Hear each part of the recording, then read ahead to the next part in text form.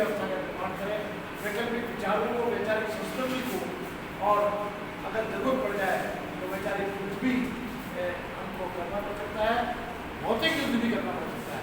लेकिन वो अंतिम उन्होंने कहा था भगत सिंह ने कि हथियार उठाना, पिस्तौल और बम का दर्शन नहीं है हमारा दर्शन वैचारिक है, वैचारिक लड़ाई सबसे बड़ी है।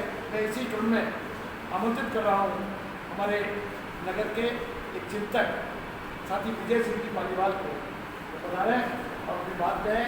Late us make the protest वर्डशास्त्र ये भी इनका चिंतन है, और आप पार्टी को वैचारिक चिंतन जिन्होंने किया उनमें से आप एक हैं, आप पधारें अपने बात। साथियों, सीधे सीधे बात रखते हैं। 23 मार्च को 23 और 23.5 साल के युवा शहीद हो गए। अभी मेरे ख्याल से आप तो देखिए कि 23-23.5 साल के बच्चे कहीं पार्टिसिपेट करते हुए नहीं मिलेंगे। हमने बहुत प्रयास किया, हम लोग जाते हैं जेडीपी के अंदर में डिबेट ऑर्गेनाइज करते हैं, बहुत अच्छी क्वालिटी की डिबेट हो रही है। और भाषा से अलग हटके, मतलब भाषा किसी चीज को बांध नहीं सकती। समाजवाद जब आता है, समाजवाद की बात करते हैं, समाज अगर समाज खड़ा हो जाता है तो साम्राज्यवाद तो आता ही नहीं है। और देखिए कहां से प्लेटो, सुकरात, सोक्रेटिस है, प्लेटो है, कहीं बंधे क्या कहीं पे फ्रेंच रिवॉल्यूशन हुआ, कहीं बंधा किसी क्षेत्र की भाषा में। जबकि आप सोचिए भगत सिंह तो उर्दू में लिखते थे, उर्दू और इंग्लिश, हिंदी तो भाषा ही नहीं थी। देवनागरी में कभी मेरे ख्याल से देवनागरी में मिलेगा भी नहीं, उर्दू और इंग्लिश में मिलेगा। लैंग्वेज किसी चीज को बांध नहीं सकती। और अभी जो बात कर रहे हैं, अभी देखिए इट इज ए टूल, जो लिखते हैं वो भी एक टूल है, सोशल मीडिया भी एक टूल है, जिसको सबसे ज्यादा अभी आजकल के हमारे नेताओं ने प्रोपेगेंडा में इसमें सबने यूज किया। अभी उनकी हालत खराब है क्योंकि ग्रोक आ गया, और ग्रोक सारी उनके जितने हैं अंदर के कच्चे बनियान सब दिखा रहा है अच्छे से।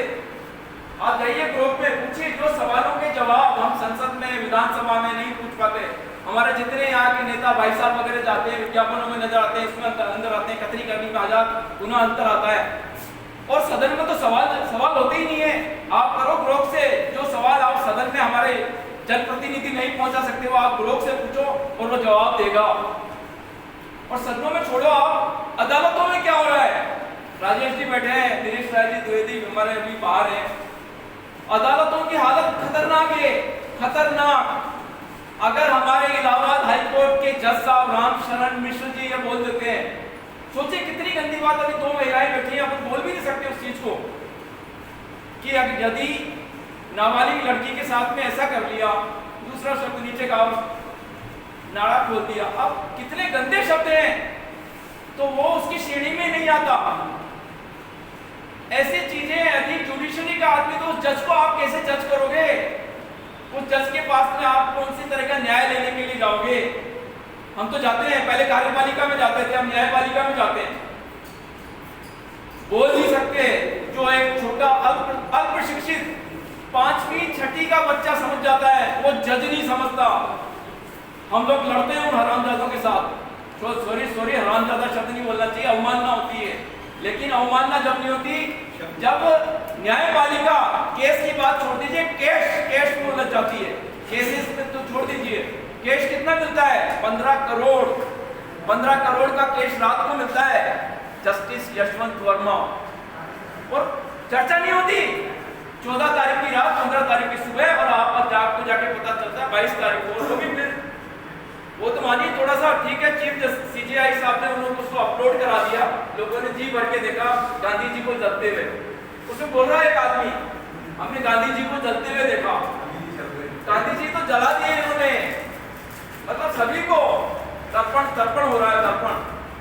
तो बड़ी डेंजरस हालत है। हमने उन्नाव होते देखा, कठुआ होते, निर्भया वाला कांड उठाया। कहीं लगता है कानून आएगा, किसानों को उठा के खदेड़ दिया वहां से। सत्याग्रह तो हमारा मेन था ना, सत्याग्रह, सत्यमेव जयते की बात करते हैं, हम विश्व बंधुत्व की बात करते हैं, इंसान का इंसान से वो भाईचारा, यही पैगाम हमारा। बोलते बोलते कितने डेंजरस हालत है, बहुत डेंजरस हालत है। ठीक है, आशावादी तो बने रहना चाहिए, बनना भी चाहिए और कर्म करना भी चाहिए। यहाँ हम लोग चर्चा कर लेंगे, लेकिन अगर कार्यपालिका में, न्यायपालिका में जाके हम बिंदास तरीके से अगर बात नहीं रखते तो सब चीजें अधूरी है। बहुत बहुत धन्यवाद, थैंक यू वेरी मच।